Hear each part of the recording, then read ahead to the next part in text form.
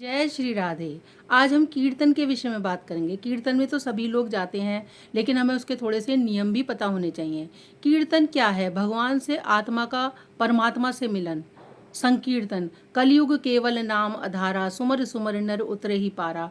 कलयुग में तो नाम कीर्तन का बहुत ही बड़ा महत्व है। कीर्तन के कुछ नियम भी होते हैं, जैसे जब भी हम कीर्तन में जाएं तो हम साफ सुथरे वस्त्रों को धारण करें, शौच आदि से निवृत्त होकर जाएं।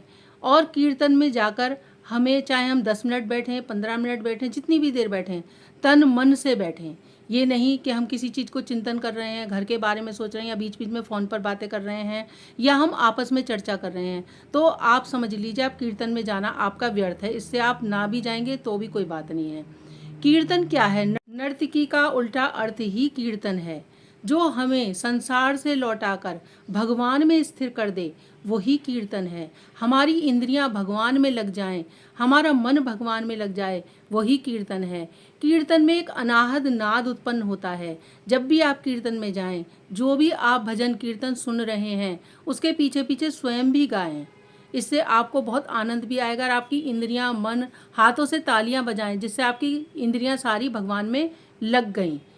उसके बाद भगवान ने जो अनाहद नाद, जिससे गोपियां खिंची आई थी, भगवान कृष्ण की बांसुरी पर गोपियां खिंची आई थी, वही कीर्तन है।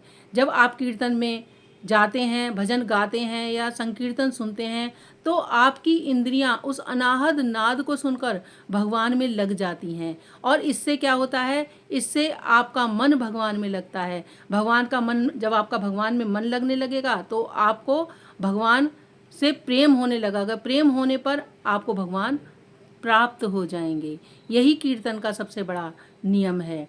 जिस तरह से भगवान श्री कृष्ण बांसुरी बजाया करते थे, उस अनाहद नाद को सुनकर गोपियां खिंची चली आती थी, अपने काम धंधों को छोड़ देती थी। कोई रोटी बना रही है, रोटी छोड़ देती थी। कोई खाना, कोई दूध उबाल रही है, दूध उबलता छोड़ देती थी, क्योंकि उसकी इंद्रियां उसके वश में नहीं रही, वो भगवान की तरफ खिंची चली आई।